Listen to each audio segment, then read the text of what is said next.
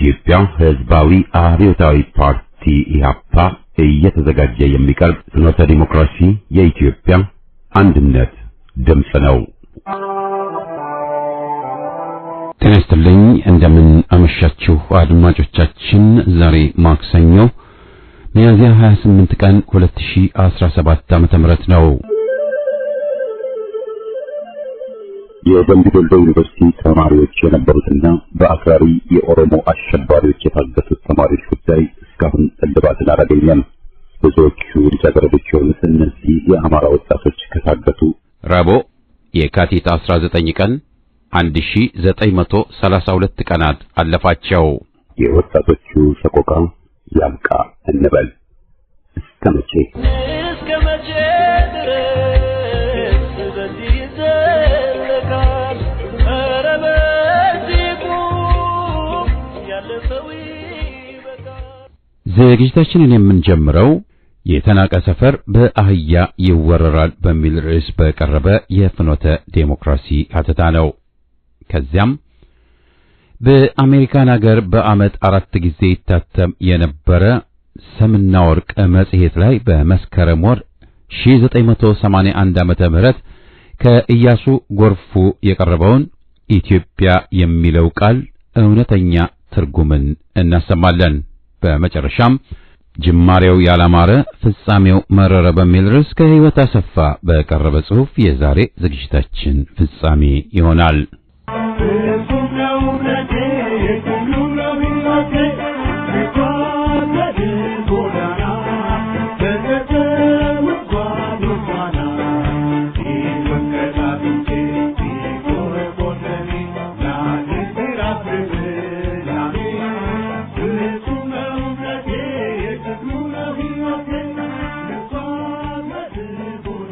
የተናቀ ሰፈር በአህያ ይወረራል። ብዙ ፍተሻ አድርገዋል። በጅምላ ብናፍሳቸውና እርምጃ ብንወስድባቸው ምን ሊመጣ ይችላል በሚል ጥናትም አድርገዋል። ወያኔ በፍጅት ሳይጠየቅ ፋኖ በትግራይ ፍጅት ፈጽሟል ብለውም ሲያስወሩ ከርመዋል። የራሱን የአማራውን መሬትም ትግራይ ብለው አጽድቀውና ፈረንጁን ሳይቀር አሳምነው በማይካድራ በወያኔ ወጣት ፋሽስት ቡድን ሳምሬ በግፍ የተጨፈጨፉት አማሮችን ማንነት ክደው የአሜሪካ ባለስልጣኖች በምዕራብ ትግራይ ተወላጆች በአማራው ተፈጁ እያሉንም ነው።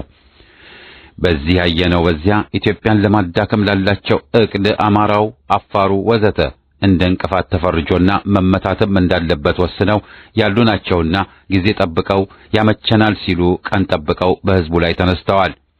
በደፈናው ህዝብ ብለን የምናልፈው አይደለም። የጥቃቱ ዋና ሰለባ አማራው ወይም የታጠቀው ፋኖ ነው። ይህ ዘመቻ ደግሞ ሁሉን ጸረ ዘረኛና ጸረ ኮሎኔል ኃይሎችን እግረ መንገዱን ሊያጭድ የታለመ ነው። ጋዜጠኞች፣ የፖለቲካ ተቺዎች፣ እነ ቴዎድሮስ ታንቱን አዛውንቶች ሳይቀሩ ሴት ወንዶች በነሱ ደባቂ ቆጠራ 4500 ዜጎች በአጭር ጊዜ ለእስር ተዳርገዋል። ሐቁ ግን ወደ 7000 ሰው መታፈሱን ያመለክታል። ጀነራል ተፈራ ማሞ ሳይቀር ተይዞ ድብደባም እንደደረሰበት ተገልጿል። ይህ ከወያኔ ጋር ተቀናጅቶ የተጀመረ እርኩስ ዘመቻ የኮሎኔሉን አገዛዝ የመጨረሻ ጭንብል ያወለቀና የአገዛዙን ጸረ አማራ ጸረ ህዝብነት ያጋለጠ ነው። በእግር እግሩ በሸኔ ስም የሚፈጸመው ጸረ አማራ ግፍ ይከተላል። ዘመቻው በአማራ ክልል ገዢዎች ስም መካሄዱ በአዴን፣ አዴፓ፣ አማራ ብልጽግና የሚባሉት ቆሻሾች ምን ያህል የበከቱ እንደሆኑ የሚያረጋግጥ ነው። ወገን ሲፈጅና አገር በዘረኞች ፍጅት ስታለቅስ ከጠላት ጋር ተሞዳምደው ቀፈታቸውን ሊሞሉ ጎንበስ ቀና የሚሉትን ሁሉ ኢትዮጵያ ማውገዟና ቀናችሁን ጠብቁ ማለቷም አልቀረም። ተያይዞም ለመሆኑ አገር ስትናጥ በአዲስ አበባ አገር ጫታ ነው ብሎ መቀጠሉ እስከመቼ በዝምታ የሚታለፍ ይሆናል? የኮሎኔሉ ፋሽስታዊ አገዛዝ የተያዘው የህዝብ ፍጅት ለወያኔ የሚበጅ በመሆኑ የወያኔ ደጋፊዎች ባዕዳን ጮክ ብለው ተቃውሞ ሆነ ውግዘት ሲያሰሙ አላዳመጥንም። ፋኖ በትግራይ ህዝብ ላይ ፍጅት የፈጸመ ነው ማለት ግን ተያይዘውታል። የኢትዮጵያን ድቀት ይመኛሉና የፋኖን መጠቃት ይፈልጉታል። አማራ ሲባል የትግል ታሪኩ ረስቶና ቀልብሶ ሰርዞና ክዶ በነ ኢህዴን በአዴን አዴፓ ቢመሰልላቸው ደስታውን አይችሉትም። ባንዳ የባንዳ ምሳሌ ብቻ ቢሆን ማለት ነው። እስካልሆነ ድረስ ግን ባንዳውን ይዘው ያጠቁታል። የዘረኛው አገዛዝ ጥቃት ሁሉንም ተቃውሞ ለማጥፋት ነው። በስልጣን ጥም ያበደው ኮሎኔል መጨረሻው አገርን ወደ ገደል መክተት መሆኑ ግልጽ ነው። ተቃዋሚ አፍኖ በሺዎችም ቢሆን ሊገድል መፈለጉም ከእንግዲህ ለማንም ማስገረም አይገባውም። ብልጥ ነኝ፣ ትንግርት አለኝ፣ ሕዝብን አወናብጃለሁ ብሎ ያምናል። ዙሪያውን የከበቡት ወናፎችም ክቡር ሆይ ሕዝብ ይወዶታል ብለው የሚያጃጅሉት ናቸው። ለነገሩ ጀሌነታቸውን ካላስመሰከሩ በቦታቸው አይበረክቱም። ኮሎኔሉ አድንቀው ላሞገሱትም እሳት ይዟል በእጁ ነው።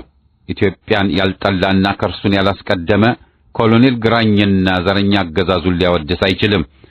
ለኮሎኔሉ ድጋፍ እየሰጡ ያሉ ክፍሎች ማጠየቂያቸው ሁሉ አይጥ የበላው ነጠላ ከሆነ ብዙ ጊዜ አልፏል። ምክንያታቸው ሁሉ ቡትቶ ሆኖ በመደጋገም ላይ ያሉት የዛሬ 50 ዓመት በፊት ስንሰማው የባጀነውን ማን ይተካዋል የሚለውን ብቻ ነው። ኮሎኔሉን ለመተካት ሺዎች እጩዎች አሉ። ሁሉም ደግሞ በችሎታና በኢትዮጵያዊነት የሚበልጡት ናቸው። ቁም ነገሩ ግን ደም የገበርነው አንዱን በሌላ ለመተካት ሳይሆን ስልጣን ሕዝብ እጅ ገብታ ሕዝብ ዴሞክራሲያዊ መንግስትን ስርዓትን በነጻ ውሳኔ እውን እንዲያደርግ ነው። ይህን መሰረታዊ ልዩነት ሁሉም ሊያጤነው ይገባል። ሰፍኖብን የቆየው ስርዓትና ልምድ ማነው አለቃው ራስ ፊት አውራሪው የሚለውን ቢደቅድብን ነው ብለን የተነሳ ነው። ይህን ልምድ ለመቀየር ለማስወገድና የሕዝብን ሉዓላዊነትና ወሳኝነት ስርዓት ለማስፈን ነው። በጋራ አመራርና የጋራ ኃላፊነት እንሰራለን ብለን ለዓመታት እኛ ስንታገል በእነገሬ ስር ብለው የግለሰብ ተከታይና ድርጅት የሆኑት ግን ብዙም መጓዝ አልቻሉም። አሁንም እየተካሄደ ላለው ጸረ ዘረኞች ትግል አስፈላጊ የሚሆነው የጋራ አሰራር፣ ህብረት፣ ሚስጥራዊነት ነው። በአገዛዙ ላይ ማዕቀብ እንዲሁ የትግል አንድ ዘርፍ ነው። በፋኖና ታጋዮች ላይ የመጣው በሺዎች ቢጀመርም ሚሊዮኖችን ሊያጠፋ ነውና ከተሚዎቹም ቢሆኑ ነግበኔ ብለው ከሚጠቃው ወገናቸው ጎን ቢቆሙ የተሻለ ይሆናል። ለሕዝብ የገባነው ቃል ኪዳን ለሕዝብና ለሀገር እንቆማለን እንታገላለን ነውና ኢህአፓዎች በያሉበት ቅዱሱን ትግል ከመቀጠል ሌላ ምንም ግዴታ የላቸውም። የዘረኛው አገዛዝ ጸረ ሕዝብ ዘመቻ የተወገዘ ይሁን። ታጋዩ ክፍል በስልት ተባብሮ ጥቃታቸውን ያክሽፍ። ሆዳደሮችና ባንዳዎች ይውደሙ።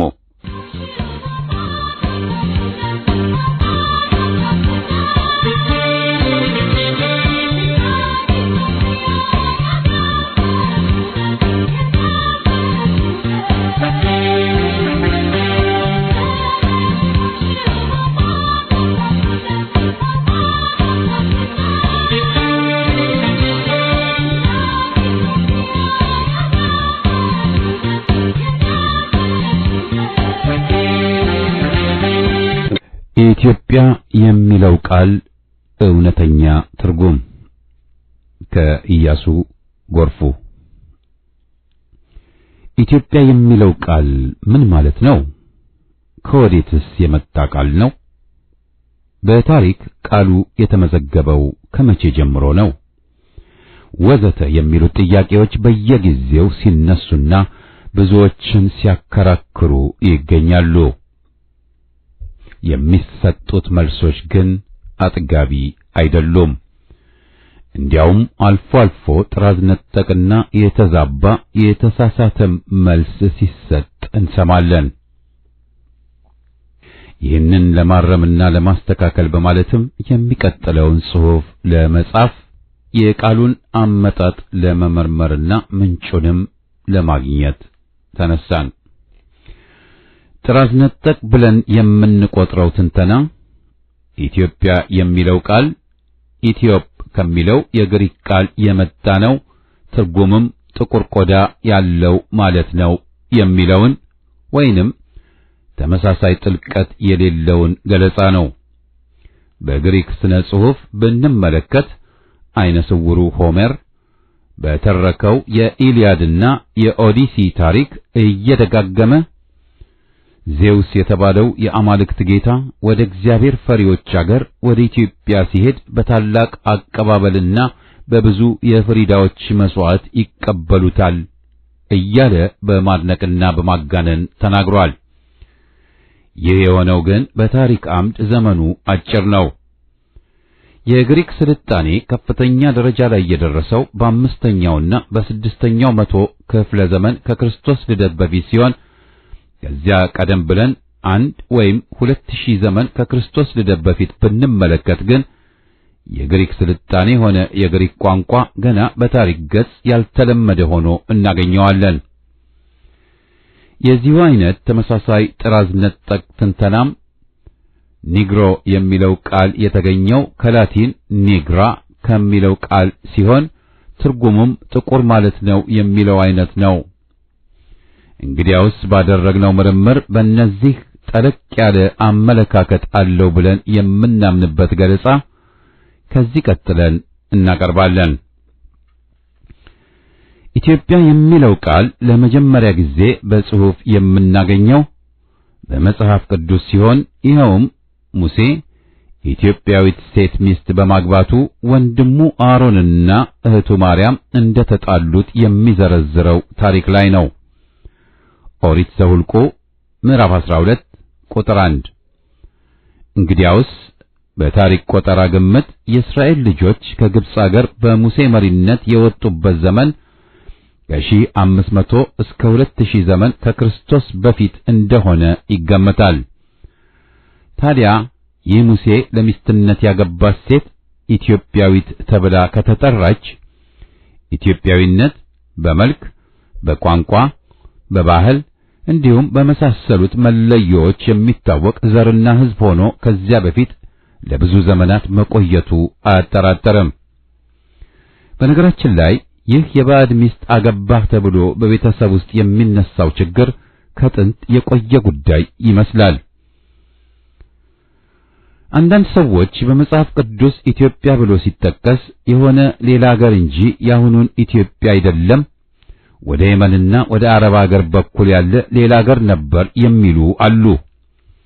ነገር ግን መጽሐፍ ቅዱስን ስንመረምር ኢትዮጵያ የሚለው ስለ አረቦች ሳይሆን ስለ ጥቁር ሕዝብ መሆኑን መረጃ በትንቢተ ኤርምያስ ምዕራፍ 13 ቁጥር 23 ብንመለከት ኢትዮጵያዊ ሰው ጥቁረቱን ነብር የቆዳውን ጠቃጠቆ ሊለውጥ ይቻለዋልን ይላል። የታሪክ መጽሐፎችን ብንመለከት ደግሞ ክብረ ነገሥትና በአለቃ ታዬ ገብረ ማርያም መጽሐፍ በኢትዮጵያ ሕዝብ ታሪክ ተጠቅሶ የሚገኘው ኢትዮጵያ የሚለው ቃል ኢትዮጵስ ከሚባለው ንጉሥ ስም ተያይዞ አገሩም በንጉሡ ተሰየመ፣ ኢትዮጵያም ተባለ ብሎ ያስረዳል። የኢትዮጵያ ሕዝብ ታሪክ ገጽ 20። ታሪኩም ሲዘረዘር ኢትዮጵስ የሳባ አባት የአኩናስ የልጅ ልጅ ነው። 5 ልጆችም ነበሩት። ስማቸው ላክንዱ፣ ኖባ፣ ሳባ፣ በለው፣ ኩለው ይባላሉ።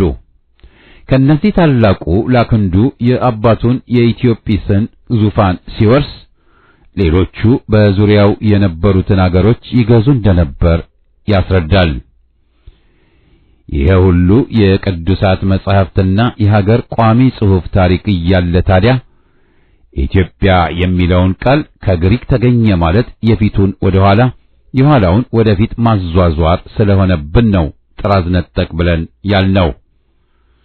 ምናልባት የኢትዮጵያ ሰዎች ወደ ግሪክ አገር በጥንት ዘመን ሄደው ለነጩ ሕዝብ ጥቁር ማየቱ ብርቅ ሆኖበት ጥቁር ቆዳ በኢትዮጵያውያን ለመጀመሪያ ጊዜ በማየቱ ኢትዮጵ የሚለው ቃል ጥቁር ቆዳ ስላለ ቃሉ ከግሪኮች የመጣ ቃል ነው ሊባል አይገባም።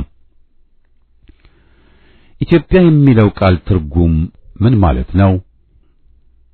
ኢትዮጵስ የሚባለው ንጉሥ ለምን ይህን ስም ተሰጠው ብለን በጠየቅንበት ጊዜ ያገኘነው መልስ ለኛም በቋንቋችን ማስረጃ ስላላገኘንበት አጥጋቢ ሆኖ አላገኘነውም። ይሁንና አባቶቻችን ኢትዮጵያ የሚባል መልካም መዓዛ ያለው የዕጣን ስም ነው ይላሉ። ይህንን እንግዲያውስ ቋንቋ የሚመረምሩ እንዲያተኩሩበት በዚሁ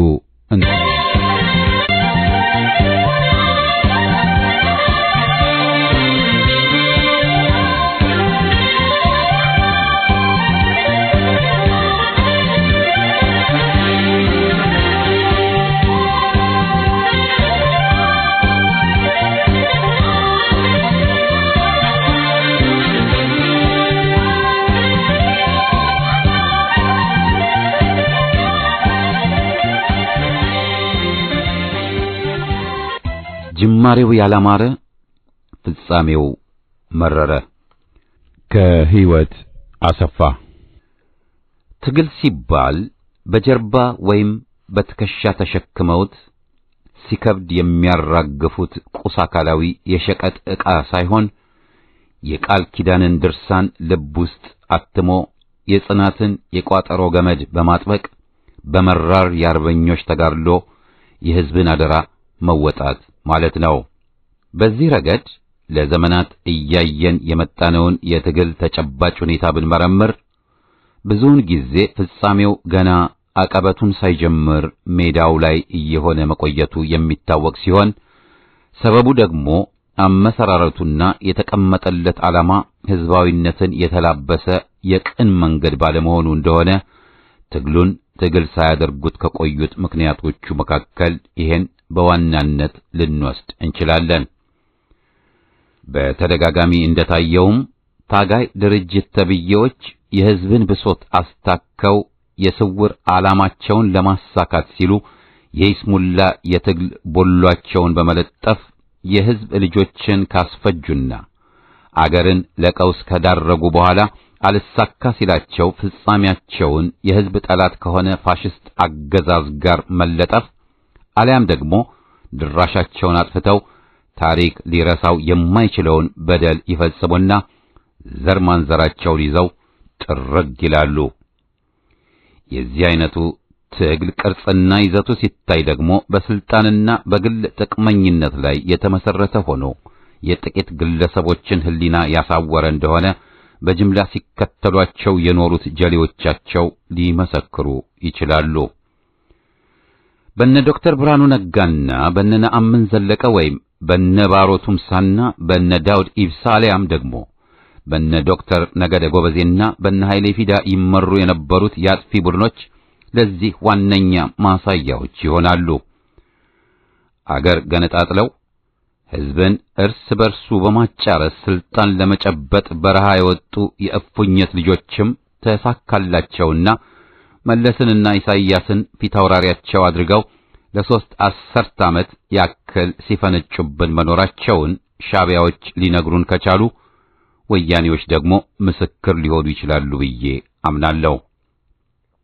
ከዚህ አስነዋሪ ተግባር የተነሳ የተረፈን ነገር ቢኖር የእውነተኛ ታጋይ ድርጅቶች ለፍቶ መና መሆንና ሕዝብ ለነጻነቱ ሲከፍለው የኖረው ዋጋ የውሃ ሽታ ሆኖ የመቅረቱ ጉዳይ ነው። በታጋይ ድርጅቶች የሚመራው የሕዝብ ብሶት እነ መንግስቱ ኃይለ ማርያምን በመሳሰሉ እኩያን ግለሰቦች እየተቀጨ ኢትዮጵያ ምድር ላይ አፈር ሲልስ፣ በአንጻሩ ደግሞ ደቡብ አፍሪካ ላይ የኔልሰን ማንዴላው ኤኤንሲ አብቦ የአገሬው ሕዝብ ከታሰረበት የአፓርታይድ ሰንሰለት ለመላቀቅ የቻለበትን የተጋድሎ ታሪክ እናስታውሰዋለን። ከደቡብ አፍሪካ እስከ ሊቢያ፣ ከሱዳን እስከ ጋናና ሞሮኮ፣ ከአሜሪካ እስከ ህንድና ቻይና ሳይቀር በምዕራባውያን ጣልቃ ገብነት የሚታመሱትን አገራት ጭምር ትግላቸውን ብናይ አብዛኛውን ጊዜ ስልጣን ፍለጋና የሀገር ሀብት ምዝበራ እንደሆነ ሁሉም የሚስማማበት ይሆናል። ለዚህ አይነቱ የመከራ መንስኤ ደግሞ የአፍሪካ መሪዎች እንደ ዋናነት ይጠቀሳሉ። የአፍሪካ አምባገነን መሪዎች በጉልበት ስልጣን ይዘው የአገርን ሀብት በጉልበት ከመዘበሩ በኋላ የሕዝብ አመጽ ሲገነፍልባቸው የያዙትን ይዘው እብስ የማለታቸው ነገር መቼም ሳይገርም አይቀርም። በዚች ቀውጢ ወቅት ደግሞ ፍጥነታቸው ወደር የሌለው ሽምጥ ግልቢያ መሆኑን የ1966ቱን አብዮት ገልብጦና 17 ዓመት የንጹሃንን ደም ተግቶ ወደ ዚምባብዌ የፈረጠጠውን አሪዮስ ማስታወስ ይቻላል። እጅ ከፍንጭ ካልተያዙ በስተቀር ሌብነትም ሥራ ነው እያለ ዝርፊያን አስተምሮ በቢሊዮን የሚቆጠር የሕዝብ ሀብት ሲዘርፍና ሲያዘርፍ ኖሮ ሌላ ወሮ በላ ሽፍታን ተክቶ ቪዛ ወደማያስፈልገው ዓለም የተሸኘልን በረኸኛ ደግሞ ሌላኛው የጭራቅ ፊት አውራሪ መለስ ዜናዊ ነው። መለስ ዜናዊ ኃይለኛ ነቀርሳ ነበርና ድንገተኛ የሞት ጥሪ ደርሶት በሩቅ ሲሰናበተን አፈሩ ይቅለልህ ለማለት ጉልበት አልነበረንም።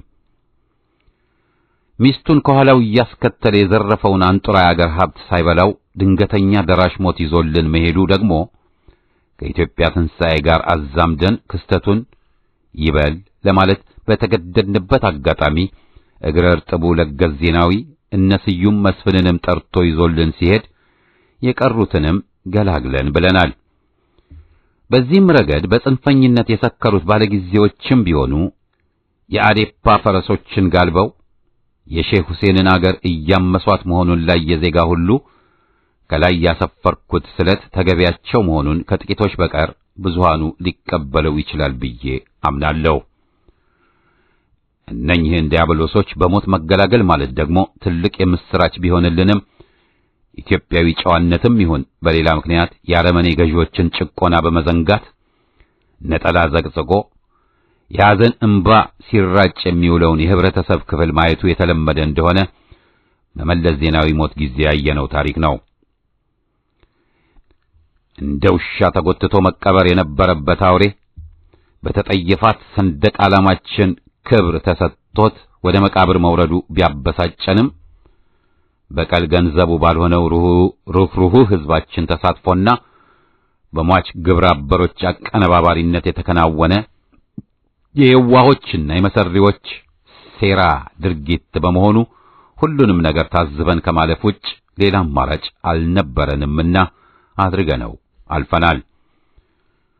በአንድ ወቅት ወይም በአንድ አጋጣሚ ቢበዛ ከሁለትና ከሶስት ባንኮች በላይ ተዘርፎባት በማታውቀው አገራችን ወር ባልሞላ ጊዜ ውስጥ ከ17 በላይ ባንኮችን አዘርፎ ዝም ጭጭ ያለውን ተኩላ ግለሰብ ተክቶብን መሄዱ ደግሞ ለገሰ ዜናዊን እንዳንረሳው ከሚያደርጉን ግፎቹ መካከል አንደኛው ይሆናል።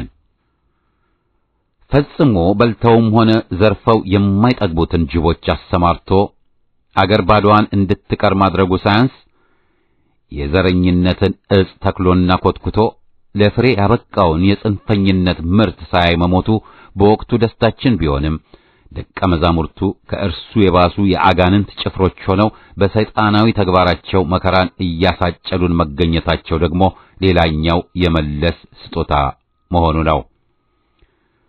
ራሱ አሰማርቶ ራሱ ያሳተፋቸውን ቀማኞች ደብቆ ሳትበሉት ትሞታላችሁ እያለ የፓርላማ በጎችን ሲያሸማቅቅ የታየበትን አጋጣሚ ስናጤነው ደግሞ አያጅቦ ሳታመካኝ ብላኝ እንዳለችው እንስሳ ተኩላው አብይ አህመድ ከፖል ካጋሜና ከኡመር አልበሽር ወይም ከሮበርት ሙጋቤና ከአባቱ ከኢሳያስ አፈወርቂ ብቻም ሳይሆን ከኢዲ አሚን ዳዳ የዘር ሐረግ የሚዋረስ ባህሪያት ያለው እስኪመስል ድረስ ሕዝብን ረግጦ ለመግዛት ጠንክሮ እየሰራ መሆኑን የሚጠቁሙ ብዙ ማሳያዎችን መመልከት ይቻላል። ፍጹም ጭራቅና የወጣለት አራዊት መሆኑ ሐቅ የመሆኑን ያክል አስብቶ አራጅነቱን በጉያው ደብቆ በረቀቀ መንገድ ስንቱን ንጹሃን ዜጋ ደብዛቸውን እንዲጠፋ ያደረገና ያስደረገ እኩይ ፍጡር መሆኑንም ከጀነራል አሳምነው ጽጌ የቅርብ ታሪክ አንጻር ተገንዝቦ መረዳት የሚያቅተው ዜጋ ካለ ነገሮችን መመርመር ከማይችልበት ደረጃ ላይ ደርሷል ለማለት ይቻላል። የሕዝብን ገንዘብ ዘርፎ በውጭ አገር ባንኮች ካጨቀ በኋላ የኔ ሀብት መጽሐፍ ብቻ ነው እንዳለው ባንዳ ሰውዬ አብይና ግብረ አበሮቹ ደግሞ የኢየሱስን ስም ጠርተው ኪሷችን ባዶ ነው ብለው ሊያሞኙን እስከሚከጅሉ መጠራጠር አያስፈልግም። ሰውየው አሁን በሕይወት ባይኖርም ተግባሩ ከመቃብር በላይ ነውና የኔ ሀብት መጽሐፍ ብቻ ነው ያለው ወዲ ዜናዊ ነበር። አገር ጠልተውና ሕዝብን እርስ በርሷ አናክሰው ለማስጨረስ ወደር የሌላቸው እኩያን ቡድን ደደቢት ላይ ተጸንሰው ከልጅነት እስከ ሽምግልናቸው ድረስ ጥቁር ጨርቅ ሲያስለብሱን መኖራቸው የቅርብ ጊዜ ትውስታችን ነው። ይሁን እንጂ እነኚህን የጭራቅ ቁንጮች በሞት ብንገላገልም በሕይወት ያሉት የቀዩ ሰይጣን ጭፍሮች ደግሞ እግር በእግር ተተክተው የባሰውኑ ጥቁር ማቅ እንድንለብስ ጠንክረው እየሰሩ መሆናቸውን በገሃድ ማየት ይቻላል። የሕዝብ ትግል ዕድሜ ልኩን የውሃ ሽታ እየሆነ በመጣ ቁጥር ታጋይ የሕዝብ ልጆች ለፍተው መና እየሆኑ የአብዮት ትሩፋት ከሕዝብ ይልቅ ወደ አምባገነኖች እያዘነበለ አብይ አህመድን የመሳሰሉ የቀማኛ ጥርቅሞች መሰባሰቢያ ከመሆን አልዘለለም። የሐዘን ጥቁር ቀሚስና ካባ ደርበን ድንኳን ውስጥ ውለን ስናድር ለሆዳቸው ሲሉ የተገዙትን የህብረተሰብ ክፍሎች እያስጨበጨቡ አታሞ ይዘው ሲዘሉ እንደነበር የማንረሳው የቅርብ ጊዜ ታሪካችን ነው።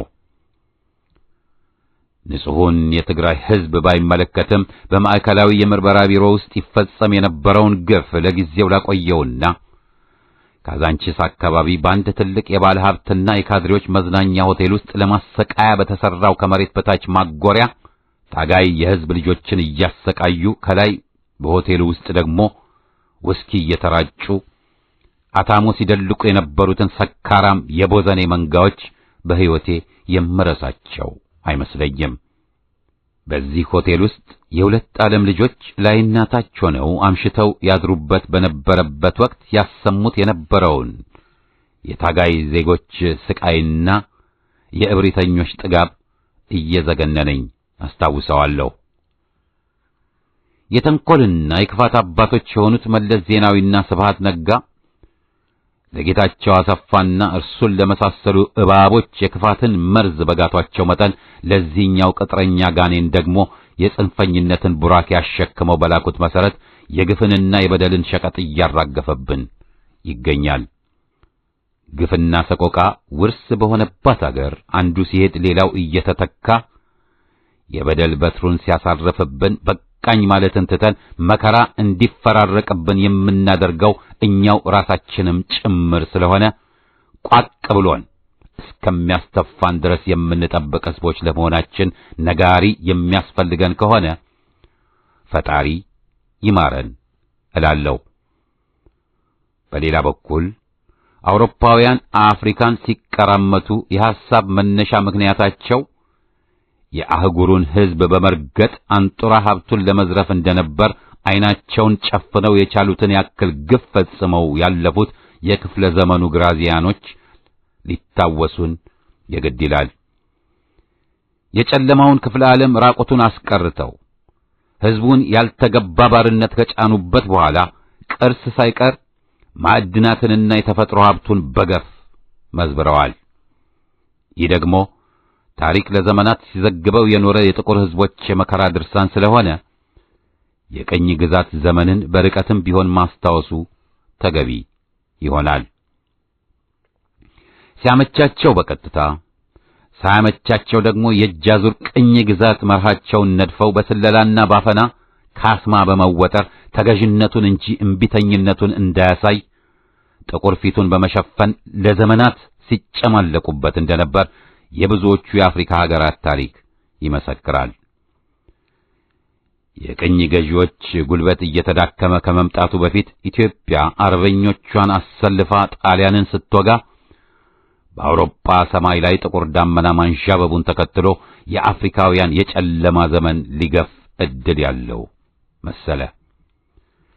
ይህን ተከትሎም የአፍሪካ ሕዝቦች የነጻነት ትግል ቀስ በቀስ እያቆጠቆጠ መጥቶ ያልገዛም ባይነት ድምፅ ሲሰማ ንጉሥ ኃይለ ሥላሴን ጨምሮ በወቅቱ የነበሩት የአፍሪካ መሪ ተብዬዎች በአሜሪካና እንግሊዝ ስውር ተንኮል እየተመሩ ሕዝባቸውን መርገጥ ያዙ። በአንድ በኩል ምዕራባውያን፣ በሌላ በኩል ደግሞ እነኚሁ ግዑዛን የአፍሪካ መሪዎች የሕዝባቸውን አንጡራ ሀብት መዝብረው የታሪክ አሻራቸውን በሁለት ጎራ ላይ ያስቀመጡበትን ክስተት ለማየት በቅተናል። በሲአይኤና በኬጂቢ የስለላ ገመድ ተጠምፍንገው የቁም እስረኛ የሚሆኑት የአፍሪካ መሪ ተብዬዎች የሕዝባቸውን ስነ ልቦና ጭምር አሰልበው የነጭ የበላይነት እንዲሰፍን በማድረግ በኩል ላቅ ያለ ድርሻ ያላቸው እንደሆነ የሚያነጋግር ጉዳይ አይደለም። ሕዝብን ከሕዝብ ጋር እያናከሱ ረግጦም የሚገዛላቸውን የስሙላ አምባገነን ገዢዎች እየደገፉ የሕዝብን ትግል ሲያኮላሹ የኖሩ መሆኑን የቅርቡን ቅንጅትንና በየትኛውም ዓለም ታይቶ የማይታወቀውን የኢህአፓ የትግል ሁኔታ ማንሳት እንደ ዋና ማጣቀሻ ይሆናል። ግዙፍ ሕዝባዊ ድርጅት የሆነው ኢህአፓ ዝክረ ተጋድሎው ተጽፎለት ያላበቃ ጉዞው ረጅምና ዓላማው ነጻነት ሲሆን መሰረቱ ደግሞ ሕዝባዊና አገራዊ ነው። የሐቅ የፖለቲካ ንድፈ ሐሳብ የሚተነተንበትና አስደናቂ ተጋድሎ ድርሳን የሚጻፍበት ታላቁ የቃል ኪዳን ድርጅት ኢህአፓ ውቅያኖስ ሳይገድበው በቆራት ታጋይ ልጆቹ አድማሱን እያሰፋ ውስብስብ በሆነ ውጣ ውረድ ውስጥ አልፎ ጽናትና ቆራጥነትን ጥግ በማድረስ የግማሽ ምዕተ ዓመት የተጋድሎ ዘመኑን ሊያከብር ጥቂት ወራቶች ይቀሩታል። በዚህም ምክንያት ለመላው አባላቱና ለደጋፊዎቹ በሙሉ እግረ መንገዴን እንኳን ደስ ያላችሁ ለማለት እወዳለሁ። የባዕዳን ኢምፔሪያሊስትን ጨምሮ አገር በቀል የሕዝብ ጠላቶች ኢህአፓን አምረው የሚጠሉት የአፈና ስትራቴጂን ነድፈው ፈላጭ ቆራጭ አምባገነን ገዢን በማስቀመጥ ሕዝቡን እንደ እባብ እየቀጠቀጡ በአፍሪካ ምድር ላይ እንደፈለጉ ለመጨማለቅ እንደማያስችላቸው በማሰብ እንደሆነ ብዙ ጊዜ ሲገለጽ የኖረ ሐቅ ነው። አገር ሳይሸጥና ሕዝብን ሳይበድል በሕዝብ ተመስርቶ በሕዝብ ታምኖና ለሕዝብ ቆሞ ለሕዝብ ሲታገል የኖረ መሆኑን እነ ሻምበል ዳንኤል አስፋውና እነ ኮሎኔል ተስፋዬ ወልደ ሥላሴ አሊያም መርማሪ ተካቱሉና አረመኔው ቀልቤሳ ነጎ በሕይወት ቢኖሩ ኖሮ ይህን ይመሰክሩ ነበር የሚል እምነት አለኝ። ትንታጎቹ ለሕይወታቸው ሳይሳሱ የሕዝብን መዝሙር እየዘመሩ ጥለው የወደቁትም ለዚሁ ሕዝባዊ ድርጅታቸው ነበርና ስማቸውና ክብራቸው ምንጊዜም ቢሆን በጓዶቻቸውና በኢትዮጵያ ሕዝብ ዘንድ ሕያው ሆኖ ይኖራል፣ ለወደፊትም ይኖራል። ክብር ለኢህአፓ።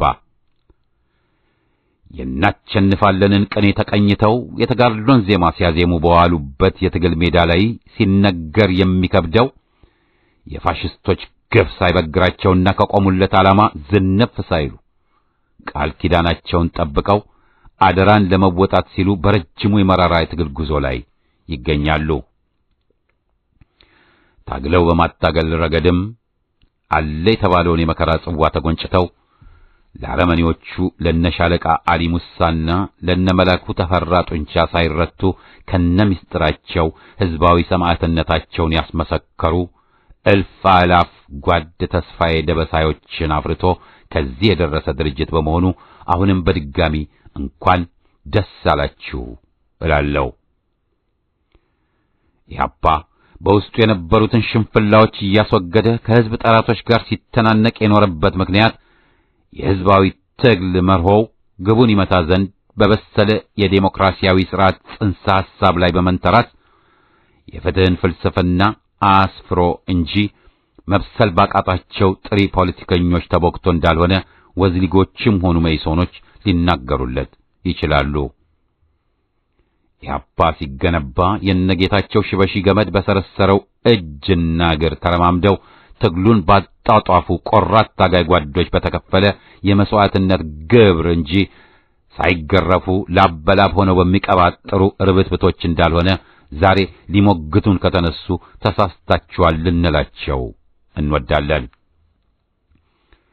ዝሆን ጆሮ ቢበዛም ሕዝባዊነት ለኢህአፓ ዋናው መገለጫ መሆኑን ድርጅቱ ሳያሰልስ እያሳሰበ የኖረውም ያኔ ማዕከላዊ ውስጥ በነመርማሪ ተካቱሉ ጉጠት በፈሰሰው ቀይ ደም የተጻፈ ሕያው ተጋድሎን መሰረት በማድረግ በመሆኑ የኢህአፓን የትግል ታሪክ ለማዛባት የምትፍጨረጨሩ ዜጎች ካላችሁ አትልፉ፣ አይሳካላችሁም እንላችኋለን።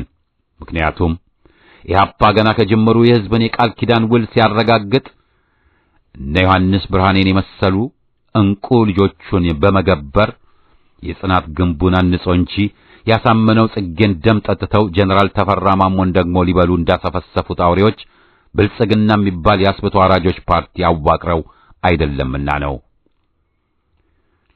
ኢትዮጵያን ብለው ለኢትዮጵያ በታገሉት የዚያ ትውልድ ትንታጎችና ኢትዮጵያን አውርደው ጽንፈኝነትን በሰቀሉ የኦሮሞ ሕዝብ ሸክሞች መካከል ረጅም ልዩነት አለ። በመንደርተኝነት ሰክረው አገር አሽቀንጥረው ሊጥሉ ጨርቃቸውን ጥለው ሲያብዱ ከበስተኋላቸው ለኢትዮጵያ የሚሞቱ ታጋይ ፋኖች እንዳሉ እንኳ ዞር ብለው ለማየት የተሳናቸው ቀውሶች ሆነዋል። የሕዝብን ስልጣን በጉልበት ይዘው ዙፋን በወረሱ ማግስት እነርሱ ያዩትን ሁሉ እየበሉ በየሉካንዳ ቤቱ የሚሰቀለውን ሥጋ እየተመለከቱ የሚጎመዣውን ብሶተኛ የህብረተሰብ ክፍል የጽንፈኝነትን እርጥብ ቆዳ አሸክመው ቀጥል ይሉታል። እርጥቡ የጽንፈኝነት ቆዳ ከብዷቸው ሲጥሉት ደግሞ የነፍጠኛ ርዝራዦች እየተባሉ ቁም ስቅላቸውን ያያሉ።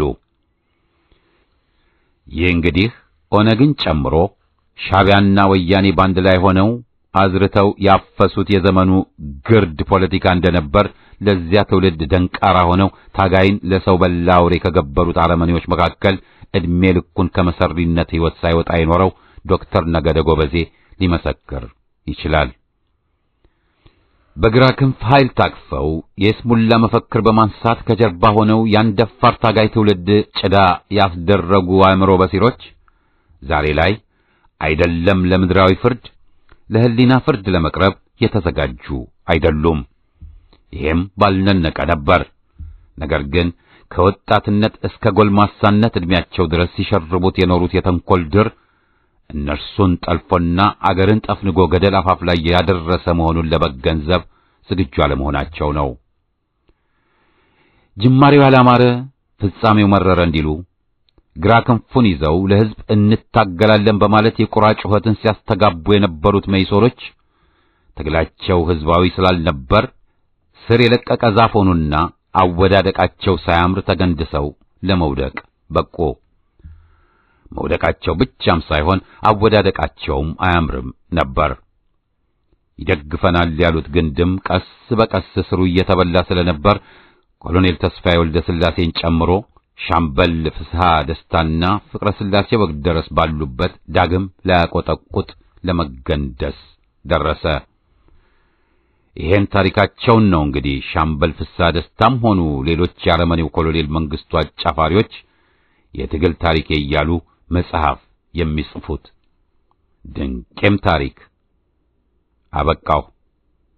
ሕይወት አሰፋ ነኝ። ቸር ያሰንብተን። ቀድሞ ለፋሽስቶች ዛሬም ለቆጠኞች የነጻነት ዋጋ ድንበሩ እስከዚያ ነው። በዘመናት ምርክ ግንባርክን አሳየው ግንባርክን አሳየው ግንባርክን አሳየው ግንባርክን አሳየው ግንባርክን አሳየው ግንባርክን አሳየው ግንባርክን አሳየው ግንባርክን አሳየው ግንባርክን አሳየው ቀድሞ ለፋሽስቶች ዛሬም ለቆጠኞች የነጻነት ዋጋ ድንበሩ እስከዚያ ነው። በዘመናት ምርክ ግንባርክን አሳየው ግንባርክን አሳየው ግንባርክን አሳየው ግንባርክን አሳየው ግንባርክን አሳየው ግንባርክን አሳየው ግንባርክን አሳየው ግንባርክን አሳየው ግንባርክን አሳየው ለመድብ ለፓርቲ ቀድሞ የታገለ መቃይ ተፋላሚ ቀድሞም ያታገለ ሕግ የበላይ ይሁን ብለህ ያስተማርከው ሉዓላዊነትን በክብር የያዝከው የአገር ክብር መላሽ ኢህአፓ እውነት ነው የሕዝብ ተስፋ ነህ። ግንባርክን አሳየው ግንባርክን አሳየው ግንባርክን አሳየው ግንባርክን አሳየው ግንባርክን አሳየው ግንባርክን አሳየው ግንባርክን አሳየው ግንባርክን አሳየው ግንባርክን አሳየው ቅንነት የሞላው ሁሉንም ያቀፈው ዓላማው በጥናት በግልጽ የተጻፈው ለፍትህ የቆመ በደልን የጠላ የጨለማው መብራት የእውነት ብርሃን ፋና እምነት፣ ጽናት፣ ፍቅር ኢትዮጵያዊነት ነው። እናሸንፋለን። ግንባርክን አሳየው ግንባርክን አሳየው ግንባርክን አሳየው ግንባርክን አሳየው ግንባርክን አሳየው ግንባርክን አሳየው ግንባርክን አሳየው ግንባርክን አሳየው ግንባርክን አሳየው